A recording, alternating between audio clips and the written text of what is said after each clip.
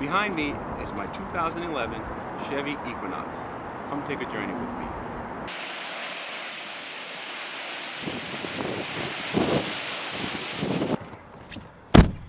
Okay, first of all, just want to make a couple of things clear.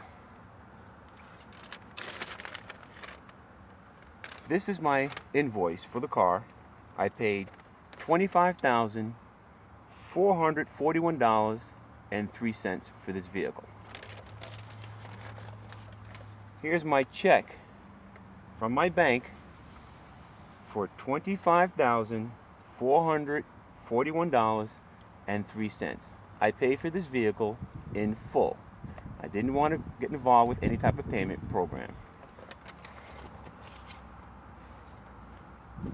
And here's my title sent to me from New York State, which has me listed as the only owner of this vehicle. So, let's continue with this journey. Okay, within my first week of owning this car, I'm driving along and all of a sudden I hear this tearing, ripping sound and then a pop.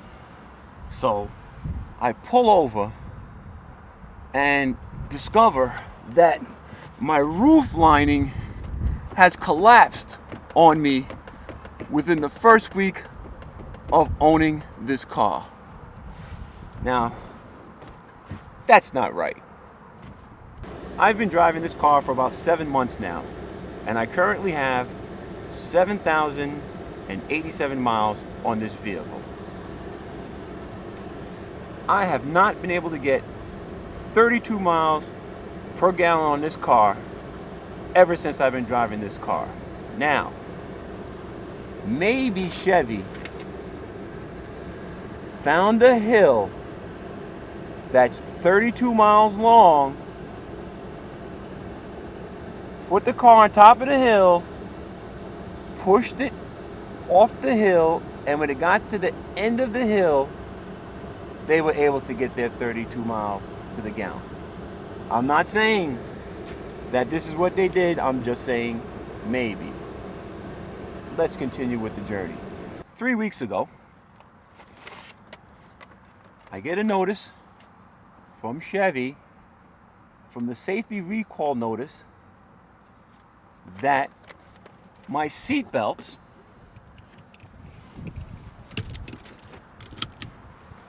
don't work.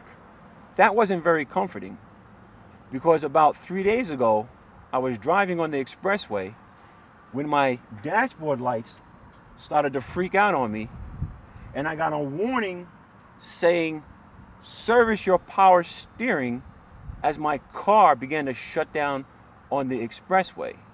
So now I'm driving a car that the power steering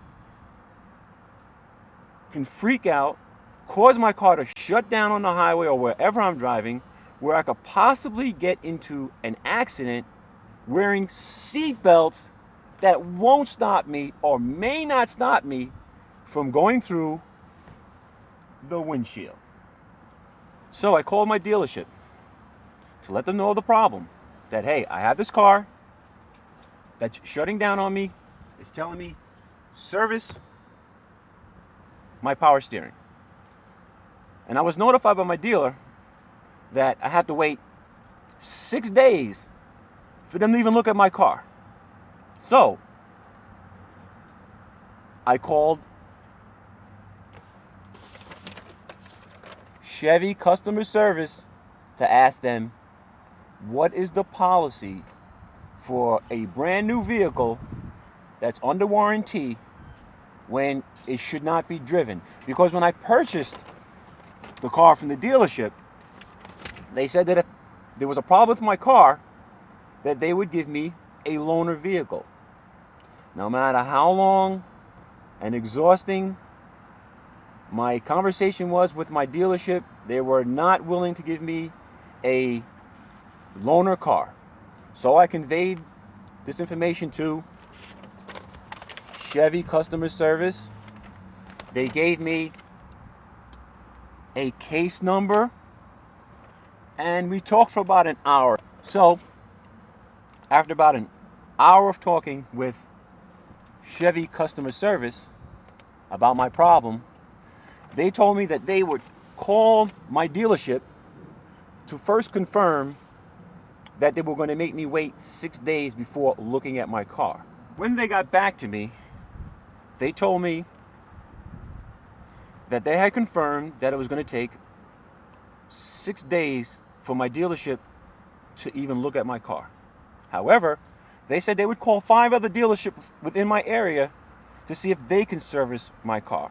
After about 20 minutes of waiting, the service rep told me that all the other dealers or dealerships I'd have to wait 7 days for them to see my car. So I asked the Chevy service rep, is this company policy? What is a person supposed to do when they're told if their car is not working, that they get a loaner vehicle, they don't get the loaner vehicle, that they can't drive the car?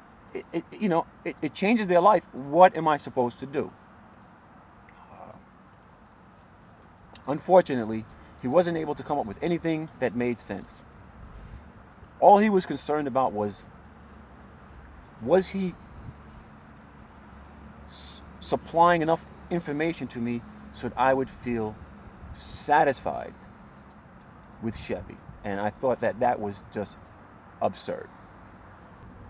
The customer service rep at Chevy was so concerned about me having customer satisfaction throughout our conversation. And I thought that was ridiculous, but it also brought me back to my early childhood days of elementary school, when we received 4 letters for our performance. We either got an E for excellent, G for good, S for satisfactory, customer satisfaction, F for failure. Now, F could have possibly gotten me a beat down from my parents. Satisfactory, that was a warning that you need to do better, and you better do better. I always strived for good or excellent. Now, Chevy, I think S is too close to F for failure. Shouldn't you guys be striving for customers to feel good or excellent about your service and your products? I find it alarming that 6 different Chevy dealerships could not service my car no less than 6 to 7 days. This leads me to believe that Chevy's products are questionable. Let's conclude the journey. As you can see, I am not a professional actor. I'm just a very disappointed customer who purchased a product from an American company like Chevy, and I was very disappointed because I didn't receive the customer service that I felt I should have received. My vehicle is going to take 6 to 7 days to be serviced, even though they told me if they could not fix my vehicle within 1 day, then I was able to bring it back and they would give me a loaner car. It affected me going to work, the activities I wanted to do with my children, and the activities my wife wanted to do for herself.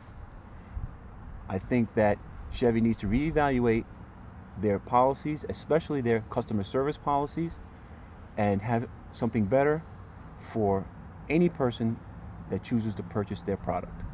All I'm asking is that you take this video and pass it along to as many people as possible, especially those who are experiencing similar problems or may be considering the purchase of a Chevy in the near future. Feel free to leave your video comments or any other comments you want to make concerning this issue on this page.